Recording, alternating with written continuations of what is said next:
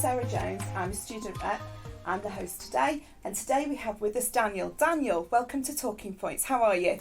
I'm pretty good, thanks. Yeah. How are you? Yeah, getting there. Can you just tell me a little bit about your role within the university? Right, so I'm a PhD student. Okay, so how does that work? Well, it's a lot like you would imagine a PhD student. A lot of sort of sitting in the office and typing away and figuring out my research. But I'm quite fortunate that I'm based in the Centre for Voluntary Sector Leadership, so I've got an office on campus that I come to, and it's quite quiet and peaceful. I can get away from the hustle and bustle and concentrate on doing things that are equal parts great and at times annoying, like I was saying earlier with my literature reviews, annoying me at the moment. Yes, but I have my supervisors there who support me, and there's a lot of support that the OU gives for PhD students around sort of academic writing and presentation skills and all that kind of stuff that's available on campus as well. So yeah, lots of things that are going on.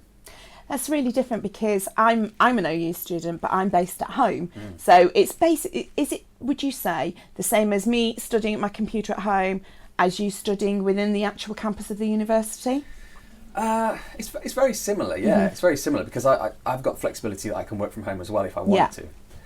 I guess the main difference is just having other people around you. That's the main difference between being an on-campus student versus being a distance learner traditionally with the OU. And a lot of people might not know that there are students at the OU who are on campus and spend a lot of their time on campus doing research.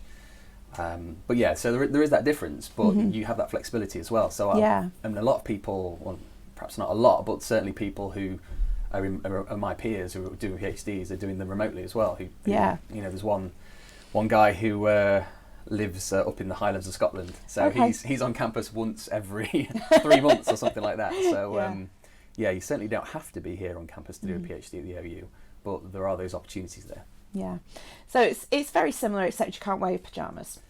Well, I haven't tried that actually. You might be able to get away with it. Next week I might give that a go. Yeah. Oh, why not? So can you tell me a little bit about your background and how you came to be a student with the Open University?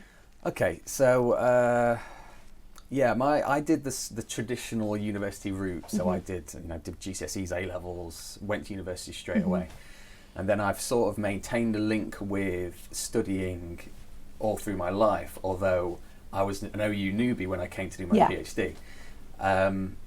So I'd done my degree. I did work for a bit, then did a master's, and then worked for a while and did a master's part time, and then from that there was an opportunity. I found out about an opportunity to come and have the funded place to do my PhD at the OU, and really it was that opportunity that led me to come here. I came. At that point, I didn't know the OU had a campus. I had that traditional view of the OU. It's distance learning. The whole, watching the stuff on the BBC at 5 o'clock in the morning or whatever it was. That kind of thing. But also the online stuff and all that kind of thing. And I didn't know that was an opportunity that existed where you can come and actually study on campus and get funded to do it and all those kinds of great things. So when I found out about the opportunity and I came down and visited the campus, it was like, this is a great place to be and to work and to study. And you also don't have loads of undergraduates running around. So. It's not a bad thing. Well, yeah. But actually, it's not a bad thing because there are pluses and minuses to both. But actually, from a PhD student point of view, when you are on campus and your supervisors don't have their attention pulled away by having undergraduates knocking on the door every 5 minutes saying, how do I tie my shoes, that kind of thing.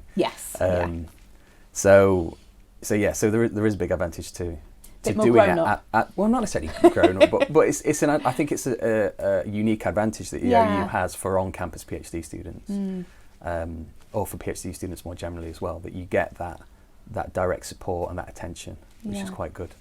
Can you tell me a little bit about your current research? Yeah, my research looks at how the voluntary sector, so that's charities, social enterprises, community groups, etc., how they work with the NHS. So I researched a pilot project, what was called an NHS Vanguard project, which was designed to improve integration of care in the NHS, but also to move care more out into communities, to be close to communities and have higher levels of community engagement. So the voluntary sector is traditionally thought of as being closer to communities, because often you've got volunteers involved, often you've got people with links into different areas and who are doing it because they've got those links and that passion for the local area or for the cause that they're trying to support.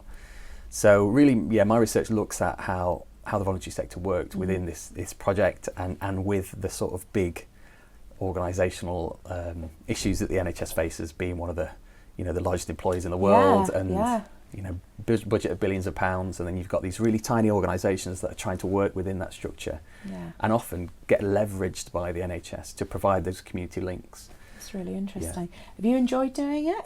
It's been great, my working background was in that area, so it was something that flowed really, really sort of naturally from what I was doing and what I was interested in, in a professional capacity, if you like. It's been really, really good having the opportunity to research something that I was really interested in, that was based where I'm from as well. That was something as well. Geographically, it was where I grew up and went to school and all that kind of stuff. So it was nice to have that connection. Almost sort of, it's a bit of a cliche, but almost give something back to the community that I'm from. That's good. So that was really great. And having the process has been relatively smooth up to this point in terms of how my supervision's gone and everything like that. So are you nearly at the end now? I've got about 5 weeks left. Goodness me. Which is it's quite exciting. Or is it just nerve-wracking at the moment? It's a little bit just sort of anxious, I think is the word that I'd use to describe how I feel about it, because it's such a big thing. I mean, I felt anxious starting because I was like, well, this is such a big thing. How am I ever going to write 100,000 words on a topic? But you do it step by step. And you break it down into small chunks. And I think I sort of think most people have probably got a PhD in them if they find something they're interested in. Most people can do it. You just got to break it down bit by bit, and off you go, and you do this bit, you do the next bit, you do the next bit, and then you get to near the end again, and all the anxiety comes back again about, is it good enough? Have I done enough? And I've done all this work, but is it enough to make a contribution to the academic canon, which is ultimately what a PhD is? I'm a little bit anxious about that. I'm seeing my supervisor tomorrow. Hopefully she'll make everything calm you down a bit. Calm you down just before, But I'm looking forward to finishing. But I'm not looking forward to leaving, if that makes sense. It makes sense. That makes perfect sense, because it's always hard actually leaving somewhere, isn't it? So have you got any plans then for what you're going to do moving forward? I'm going back. Well, my plan at the moment is to go back into the voluntary sector. And I've got a position lined up there, which I won't tell you what it is because I've not signed the contract yet, but that's my plan, is to do that. So it's going to be a really quick transition, because the 30th of September is going to come, and then the 1st of October is when I'm going to start the next thing. So that is quite quick, isn't it? I've not 100% figured that out yet, how it's all going to work, but I'm looking forward to it, and I think my experiences here are going to serve me in good stead moving forward as well. So have you got any hobbies or anything that are kind of outside? Do you have time for that? Or at least at the minute, do you have time for that? I think that's one of the things.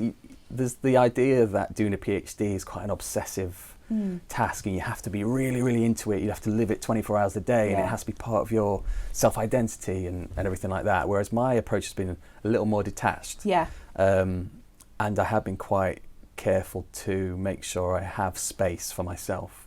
So I've really tried hard to make weekends, for example, really, really just not work time. It's very sensible, It doesn't always work. Sometimes I need to do a bit of work or catch up with something or do a bit of reading or whatever it might be. But for the most part, I've kept those separate, and I've worked it like a job. Pretty much a 9 to 5 days a week job. So that has given me some time to indulge in stuff. Having said that, most of the time I spend dossing around, not doing very much. But one of the things actually I picked up when I was doing my data collection, I started riding my bike a lot more.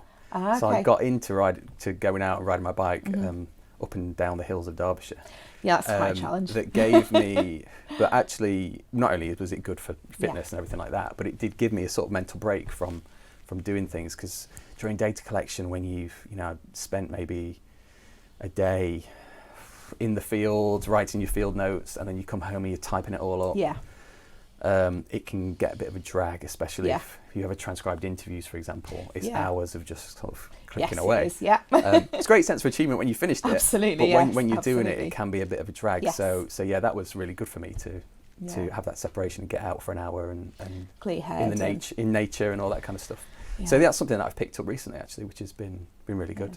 Because I use swimming for the same thing. Yeah. So when I'm doing my TMAs or my EMAs, I'll just go to the swimming pool, I'll swim for an hour. Yeah. And by the time I'll go, I know what I need to do now. Crack on with it. Yeah. And it just clears your head, especially when you're kind of right in the midst of it all. So that's why I use swimming for. And I know my husband used cycling in the same way as you do, because his job's quite intense. And when he gets home from work, he's like, I need to go out for a bike ride. And he goes out for an hour or two, comes back, and he's a much nicer person because he's got his head all clear and, so it's a really good thing to do. Yeah. And he finds the getting out in the nature and stuff as well. Yeah, and I think it's important to maintain those interests outside of your sort of study. I think it's a healthy thing to do that. So would you recommend that to sort of brand new students to do that? I think the broad concept, I wouldn't necessarily say to everyone, go and buy a bike. but yeah, the broad concept of having balance, I think, is important. Some people, I can see why some people would be just like, no, I just want to do my PhD. This is what I'm all about, particularly if you want an academic career, for example. And there's so much pressure on. You need to publish in the right journals. You need to go to the right conferences, etc., etc. So I can definitely see why people would get wrapped up in that environment if it is what they want to do, and certainly if being an academic is more of a vocation for them. You often sort of hear the thing of, well, this is sort of my hobby and my job in one, because it's what I'm interested in anyway. So I can see that, but certainly for me, it's been important to have that separation. And although I live down here in Milton Keynes, close to the campus, as I said earlier, I'm from Derbyshire, so also being able to have that physical separation by going back home and spending time with my friends and family was important as well. So however you can get that space to just sort of switch off a little bit from your study is important. And I guess for distance learners and people, the traditional OU student is trying to find that space between work at home and home at home. Yeah, absolutely. Which you don't necessarily get being an on-campus PhD student. No. But because you've got the opportunity to work at home as well, there have been times where I've sort of felt that same thing, where, in fact, just this past week, I was doing some work. I got to sort of the end of my working day, and I didn't have that going home feeling. I had that, I'm still here feeling. so trying to create that separation is important, I think, from my point of view. So I know that you've done a couple of things for the Students' Association, like the parody on Game of Thrones. So how did that happen, and what did you use it as a bit of a break, do you think? Yeah, I mean, it's been really great to be involved with the stuff that the Students' Association has been doing, like the parody stuff, but also that the graduate school have done, because it's different stuff. It's something that's a bit more light-hearted and sort of fun, but also it's been nice for me to feel part of the OU more widely as well, because it is an institution that has set values and has a purpose.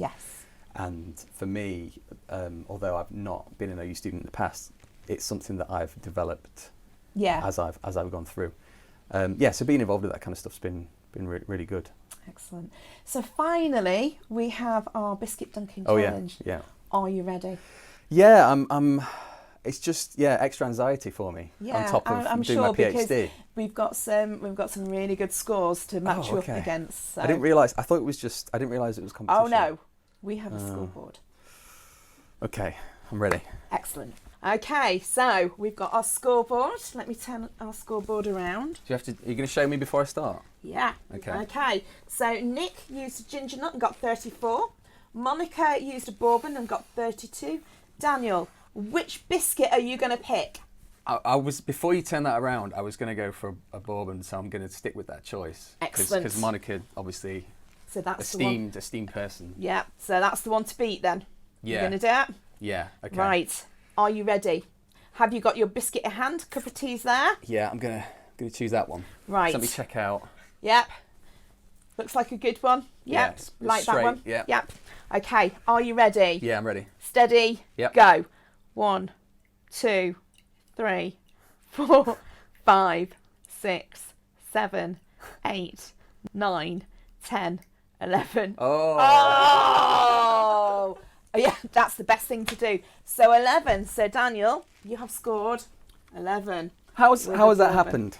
How? You see, technique. I bet after I finish my PhD, I'll be up to the 30s. Yeah, because you'll be practicing loads, won't you? Yeah, yeah. So Daniel, you got 11. So that's really, really good. And Daniel, It's not that good. It's brilliant. It's absolutely brilliant. Don't worry, I think they cheated. Yeah. So yeah, but anyway, I want to thank you so much for coming to talk to me. It's been an absolute pleasure, and I've learned loads about being a PhD student. So that's really great. So thank you so much for coming along and joining us, and thank you to everybody for watching. And we'll see you again on Talking Point. Thanks for watching Talking Point. Talking Point is produced by the Open University Students Association. The association's peer support service is available to all OU students. Feeling isolated, struggling with motivation, or just need to chat through a problem, contact the peer support service at oustudents.com/peer-support. That's oustudents.com/peer-support.